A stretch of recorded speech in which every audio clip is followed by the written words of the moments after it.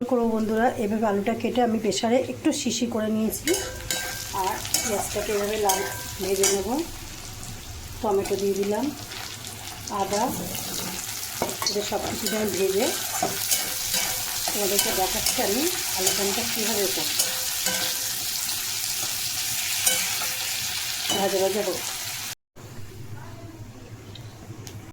আমি এবারে জিরে ফোড়ন দিয়েছি, গরম মশলা ফোড়ন দিয়েছি, তেজপাতা ফোড়ন দিয়েছি। এবার আলুগুলো আমি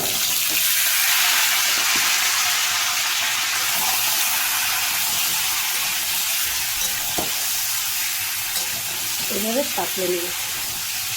আমি এখন লবণ কিছু দেবো না। মশলাগুলো আমি এভাবে ভেজে নিয়েছি। ভেজে নিয়ে একটু ঠান্ডা হলে আমি এটাকে মিক্সিতে দিয়ে পেস্ট করে নেব। গরমে যদি পেস্ট করি না, মিক্সি বাদে এটা মেশিনটা পুড়ে যায়।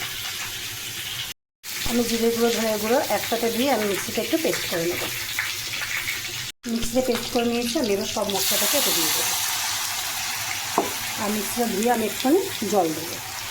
এদিকে বন্ধুরা আমার আলুরদমটা কষা হচ্ছে, আর এদিকে আমি একটু ঘি, তেল আর একটু লঙ্কা ফোড়ন দিয়ে নিয়েছি, বুঝেছি। আগে তো জিরে ফোড়ন দিয়ে নিয়েছি, এটাকে আমি এর মধ্যে দিয়ে দেবো।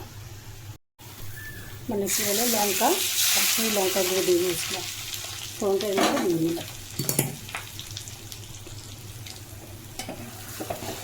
এবার দেখো কত সুন্দর লাগছে। আমি এইভাবে কষা কষাই রাখবো, তাও আর একটু কষাবো তরকারিটাকে।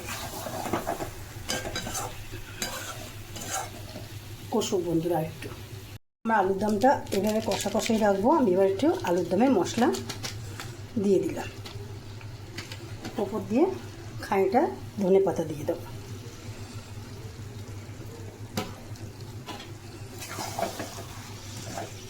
লুচি দিয়ে, পরোটা দিয়ে এটা খাওয়া যাবে।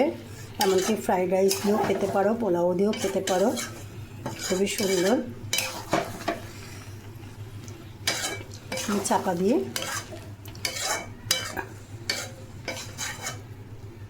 আমি এতে গরম মশলা আগে ফোড়ন দিয়েছি, তো এখন আর গরম মশলা দেবো না, কারণ ধনে পাতা দিয়েছি। আমি এবারে একটু কাসুরি মেথি এর উপরে ছড়িয়ে দেবো। বন্ধুরা আমার আলুর দমটা হয়ে গেছে। এইভাবে একবার আলুর দম করে খেয়ে দেখুন, লুচি পরোটার সাথে, ফ্রাইড রাইস, পোলাওর সাথে খুব ভালো লাগবে। টাটা, বাই বাই বন্ধুরা।